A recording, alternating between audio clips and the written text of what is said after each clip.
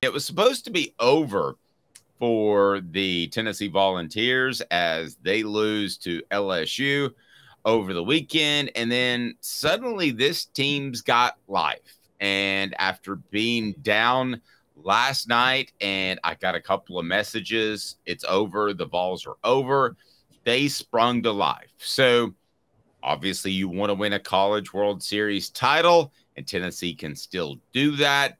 But Caleb, the signs of life yesterday showed that this team has some backbone. It's no reason to start designing rings, but I was impressed with what Tennessee was able to do because let's face it, the beginning of that game, didn't you think it was over?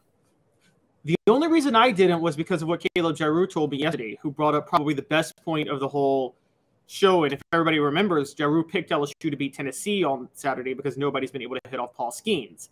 Well, yesterday he pointed out that Quinn Matthews, Stanford's ace, threw 156 pitches last week and over 100 the week before. So the way he was describing it was once Matthews' pitch count just got a little up there, he thought that fatigue would start to set in. And I think we saw that with Quinn Matthews in the fifth inning. I mean, once the pitch count hit 70, he was losing it. And he was already, by the way, playing with fire. Remember, 2 runners got on in the first and the second inning, and Tennessee couldn't bring them home. And then the fifth inning comes, and finally Matthews' fatigue sets in, and Tennessee comes back. What really stood out was, if you guys don't know, similar to last year, this is a program, Tennessee under Tony Vitello, that where the offense relies on clearing the bases. They live with the long ball and the big hits, sending 2 to 3 runners home. They had to play a lot of small ball. I mean, they got 4 runs in the fifth inning off, what was it, Dave? Like 9, 10 people got on base, and they got 4 runs out of that? Yeah. And this post on the message board, all I know is Skeens is a stud pitcher for sure. So we were in Atlanta over the weekend and watching it with some friends who are big LSU fans, but not college baseball fans, but they're big baseball fans. They're Atlanta Braves fans. And I remember I said, this is the guy that my guy, Caleb Giroux, said you need to see because he is just nasty. First pitch. Good gracious. I was like, Tennessee's going to be lucky to get a hit off of him. That thing was 100 miles an hour and moved 6 inches down into the right. I'm like, good great. I mean, they're like that Jamal Lewis running the 40 and 4.3. You watch a lot of pitches. You watch a lot of 40-yard dashes, but every once in a while, one stands out where you go, holy Hannah.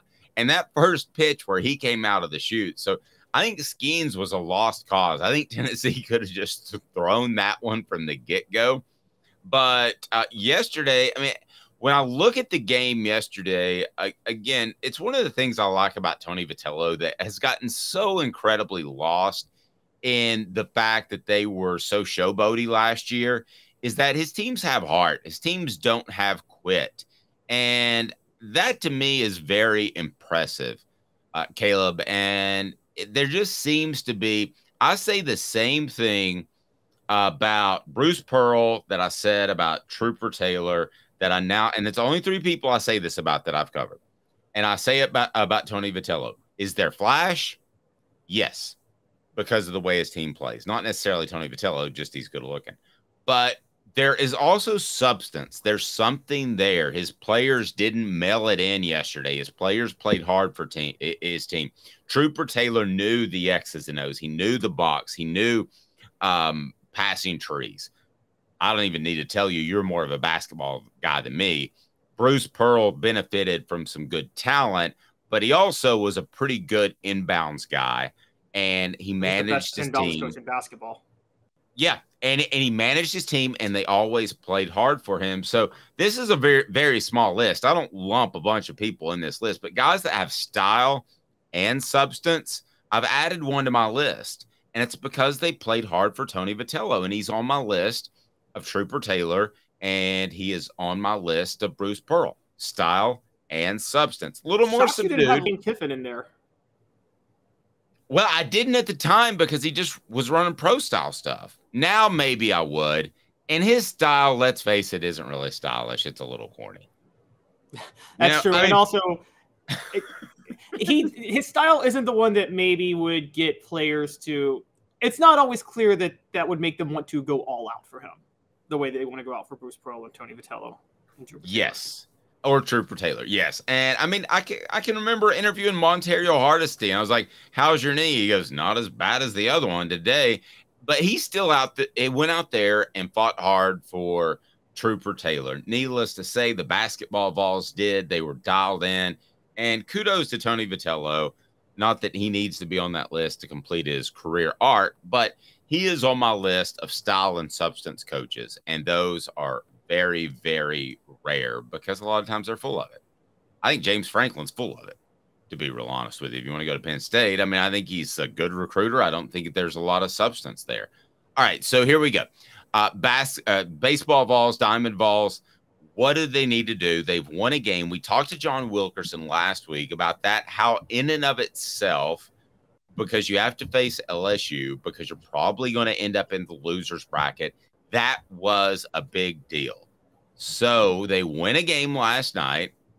What is realistically possible right now? And maybe you can even pull up the odds for us, which would be awesome, because I don't know if they update the odds throughout the College World Series, but if they do, it would be great to take a look at that, because I don't know that Tennessee has great odds to win the College World Series, but they're a heck of a lot better when they were down yesterday, I would think.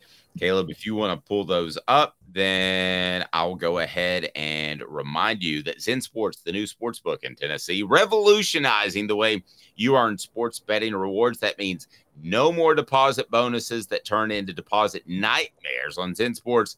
What you see is what you get, and with their cash rewards program, you get a lot of cash for a welcome bonus.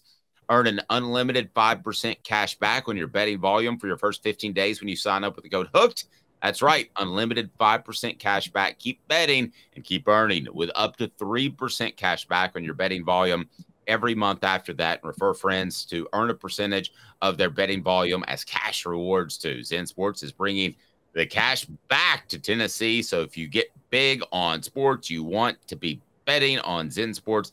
Zen Sports betting just got better. Zen Sports, we love them. Use the promo code HOOK. Can we get updates on the gambling odds on the College World Series? Is that a thing nowadays? But nowadays, bet on the Westminster Dog Show, I would think so.